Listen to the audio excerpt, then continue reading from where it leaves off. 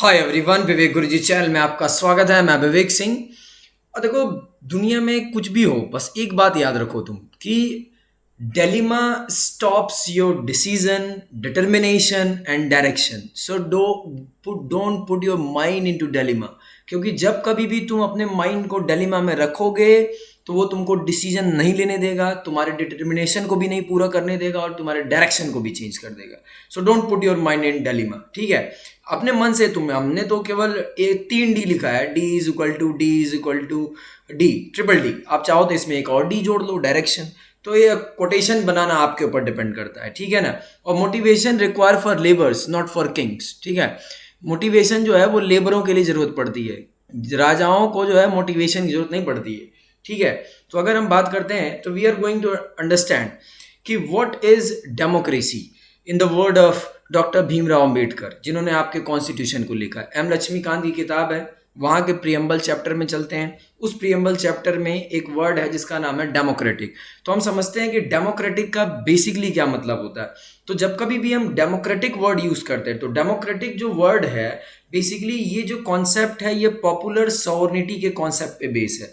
Popular sovereignty का basically क्या मतलब होता है कि जो सुप्रीम पावर है वो लोगों के हाथ में। That's why in Indian constitution जो आपका प्रियम्बल है वहां पे जो पहला वर्ड लिखा है, we the people of India. तो हु इज सुप्रीम? वैसे भी डेमोक्रेसी का बेसिकली क्या मतलब होता है? Of the people, by the people and for the people, in the word of Abraham Lincoln, ठीक है। देखो, democracy most successful idea of the world, कि अगर दुनिया में जितने भी सिस्टम आए, चाहे वो ओलिगार्ची आया, चाहे ऑटोक्रेसी आया, चाहे डिक्टेटरशिप आया, चाहे जो भी कुछ आया, लेकिन उसमें जो सबसे प्योरेस्ट, सबसे सक्सेसफुल आइडिया रहा वो कौन सा रहा? डेमोक्रेसी, जिसको आप of the people, by the people और फॉर द पीपल बोलते हैं।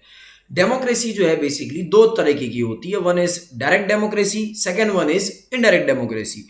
अच्छा, डायरेक्ट डेमोक्रेसी का सबसे बड़ा एग्जांपल कौन सा है? स्विट्जरलैंड, ठीक है। और जो डायरेक्ट डेमोक्रेसी होती है, उस डायरेक्ट डेमोक्रेसी को इंप्लीमेंट करने के लिए बेसिकली चार टेक्निक्स होती हैं, जिसमें सबसे पहले होता है referendum, second one is initiative, third one is recall and fourth one is plebiscite.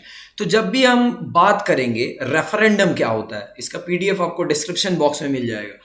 Referendum is nothing, referendum में क्या होता है कि लॉ तो बनाता है, लॉ बनाने का काम कौन करता है? लेजिस्लेचर।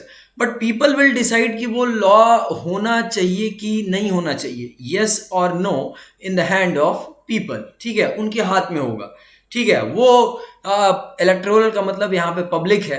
तो जब कभी भी हम ये बात करेंगे कि अगर लॉ बन जाता है तो वो रेफरेंडम के लिए जाता है पीपल के पास, और वो डायरेक्ट वोट से डिसाइड करते हैं कि वो लॉ होना चाहिए कि नहीं होना चाहिए, ठीक है। Initiative is a method by means of which the people can propose a bill to the legislature for enactment। देखो, रेफरेंडम क्या है? In a referendum citizen vote on a policy propose by government, कि government ने जो policy propose की है उस पर सिटीजन वोट देता है कि यस और नो। तो दिस इज कॉल्ड रेफरेंडम। लेकिन in initiative citizen vote on a policy propose by citizen themself, कि अब इसमें जो सिटीजन होता है वो पॉलिसी प्रपोज करता है कि इसके ऊपर लॉ बनाओ। This is called initiative. और whenever we talk about recall, तो रिकॉल का बेसिकली क्या मतलब होता है कि जैसे आपने अपने मेंबर ऑफ, जैसे हमारे यहाँ तो ये सिस्टम नहीं है, आपने अपने यहाँ पे मेंबर ऑफ पार्लियामेंट को चुना, अब वो मेंबर ऑफ पार्लियामेंट अपने फंक्शन को, अपने ड्यूटीज को अच्छे से डिस्चार्ज नहीं कर रहा है, उसको डिस्चार्ज करने में वो फेल कर रहा है, तो ये जो जनता है ना उसको कभी भी वापस क्या कर सकती है? बुला सकती है। And when we talk about the plebiscite is a method of obtaining the opinion, क्योंकि इसमें जनता से ओपिनियन पूछा जाता है, ठीक है ना। पब्लिक इंपॉर्टेंस के मैटर पे जनता से ओपिनियन पूछा जाता है। ऐसा कोई कॉन्स्टिट्यूशनल मशीनरी नहीं है, लेकिन जब कभी भी कॉन्स्टिट्यूशनल मशीनरी फेल हो जाती है, एट दैट टाइम जो है जनता के राय को जानने के लिए प्लेबिसाइट कराया जाता है। जनरली प्लेबिसाइट जो होता है वो टेरिटोरियल डिस्प्यूट्स में होता है। तो इसके ऊपर एक ब्रीफ लेक्चर बाद में हम दे देंगे, but just I am telling कि what type of democracy exists in this world. Number one is direct democracy. Direct democracy का example is Switzerland. Now we are talking about the indirect democracy. Indirect democracy, on the other hand, representative elected by people exercise the supreme power and thus carry on the government and make the laws. अब जैसे आपने अपने member of parliament को चुन दिया, अब वो member of parliament जो है पार्लियामेंट में बैठ रहा है और आपकी जो समस्या है उस समस्या को लेके वहां पर डिबेट डिस्कशन कर रहा है और इसके बाद क्या कर रहा है, लॉ बना रहा है जब आपकी समस्या है, जो आपके ग्रीवेंसेज हैं उनको रिड्रेस करने के, आपके प्रॉब्लम को सॉल्व करने के लिए। जब भी हम इनडायरेक्ट डेमोक्रेसी की बात करते हैं तो indirect democracy is classified into two part. Number one is parliamentarian and second one is presidential forms of government, या प्रेसिडेंशियल फॉर्म्स ऑफ डेमोक्रेसी या पार्लियामेंट्रियन फॉर्म्स ऑफ डेमोक्रेसी। अच्छा, when we talk about the Indian constitution, तो Indian constitution provide for representative parliamentarian democracy, जैसा कि मैंने अभी थोड़ी देर पहले एग्जांपल बताया, under which the executive responsible to the legislature. Is very important line कि जो पार्लियामेंट्रियन डेमोक्रेसी होती है उस पार्लियामेंट्रियन डेमोक्रेसी में जो एग्जीक्यूटिव ब्रांच होती है, there is a three branch of the government, one is legislative, second one is executive and third one is judiciary. तो we are not talking about judiciary here, हम judiciary के बारे में बात नहीं कर रहे, we are talking about legislative and executive. तो in parliamentarian forms of democracy, executive is responsible to the legislature for all its policies and action. Universal adult franchise, आप 18 साल के हैं तो वोट दे सकते हैं, हर 5 साल पे यहाँ इलेक्शन होता है, रूल ऑफ लॉ है कि जो लॉ है वो सबसे ऊपर है और उसमें सबसे ऊपर लॉ कौन सा है, इंडियन कॉन्स्टिट्यूशन है। Independence of judiciary and absence of discrimination और सर्टेन ग्राउंड और manifestation of democratic character of the Indian polity, these are the democratic polity के सब फीचर है। But what do you mean by parliamentarian democracy? Parliamentarian democracy में क्या है, executive responsible है legislature के लिए, जो भी वो प्लान बना रहा है, जो भी पॉलिसी बना रहा है, जो भी लॉ बना रहा है, ठीक है, उस चीज को लेके जो है executive is responsible to the legislature. Is very important word, याद रखना इस बात को। अच्छा, जब कभी भी हम इस बात पे आते हैं कि the term democratic is used in preamble in the broader sense, embarking not only political democracy, it's not about our government जो हमारे लिए पॉलिसी बना रही है, जो हमारे लिए प्लान बना रही है, जो हमारे लिए स्कीम बना रही है, उसकी बात नहीं हो रही। ये केवल आप इसको पॉलिटिकल डेमोक्रेसी से नहीं समझेंगे, but also social and economic democracy. सोचो, अब सोशल मतलब आप डेमोक्रेसी को केवल यही नहीं समझेंगे कि पॉलिटिकल डेमोक्रेसी है कि जो पार्लियामेंट में 543 मेंबर पार्लियामेंट में बैठे हैं या 245 या 243 मेंबर राज्यसभा में बैठे हैं, लोकसभा में बैठे हैं, वही डेमोक्रेसी है। नहीं भैया, डेमोक्रेसी पॉलिटिकल भी है, सोशल भी है, इकोनॉमिक भी है। This dimension was stressed by mister doctor Ambedkar, जो आपके कॉन्स्टिट्यूशन को फ्रेम किया in his concluding speech in the constituent assembly, क्योंकि आपके संविधान को लिखने का काम किसने किया है, कॉन्स्टिट्यूएंट असेंबली। और नवंबर 25, 1949 26 नवंबर 1949 को आपका कॉन्स्टिट्यूशन अडॉप्ट हुआ था और 25 नवंबर 1949 को अपने कंक्लूडिंग स्पीच में उन्होंने डेमोक्रेसी को एक्सप्लेन किया। किसने? डॉक्टर अंबेडकर ने। अब ध्यान से सुनो, democracy is not merely a form of government, democracy is not about the political democracy, केवल जो है राजनीतिक लोकतंत्र की बात नहीं है। It is a primarily a mode of associated living और conjoint communicated experience. It is essentially an attitude of respect and reverence towards fellow man.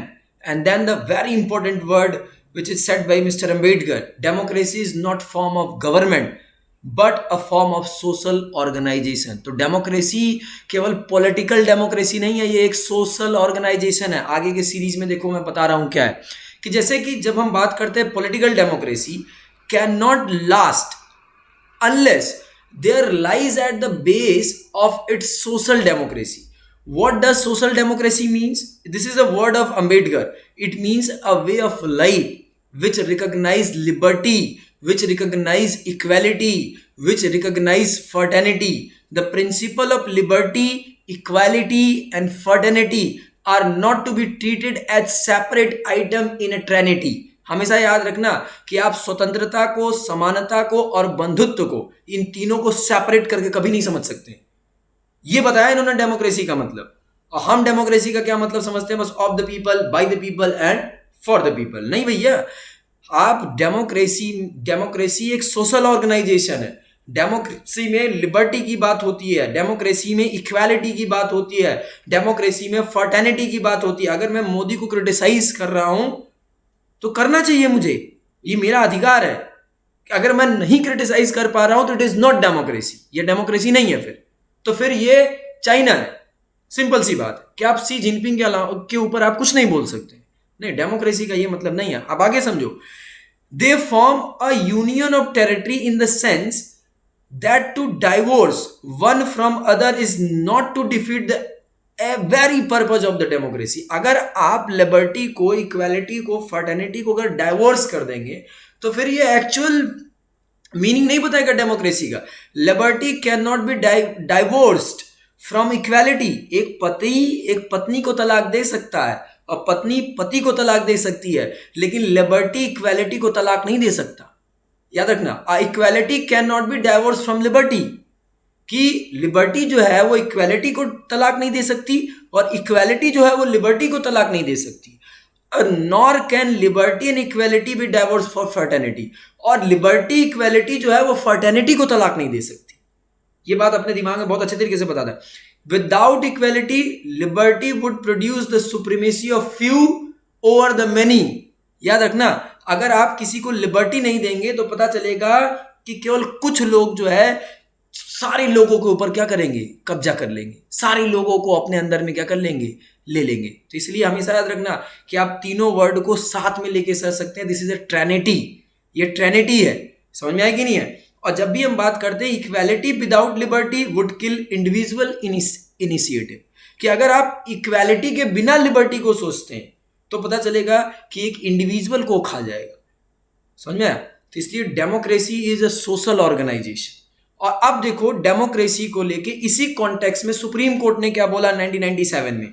1997 में सुप्रीम कोर्ट ने क्या बोला? This is a text available in M Laxmikanth book. ठीक है, the constitution envision to establish an egalitarian social order rendering to every citizen social, economic, political justice in social and economic democracy of Bharat Republic. ये है Bharat.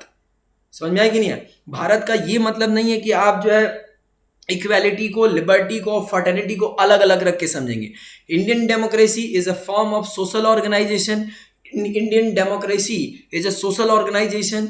Indian democracy में आप liberty, equality, fraternity को आप अलग नहीं कर सकते। दिमाग में अपने अच्छे तरीके से क्या कर लीजिए, बैठा लीजिए। और सुप्रीम कोर्ट का देखिए क्या कह रही है, the constitution envision to establish an egalitarian social order rendering to every citizen social, economic and political justice in a social and economic democracy, कि इस सोशल और इकोनॉमिक डेमोक्रेसी में सभी को जस्टिस देना है, हर सिटीजन को जस्टिस देना है, चाहे वो कोई भी जस्टिस हो, चाहे वो सोशल जस्टिस हो, चाहे इकोनॉमिक जस्टिस हो, चाहे वो पॉलिटिकल जस्टिस हो। For justice you have to be egalitarian society का मतलब क्या होता है कि सब बराबर है।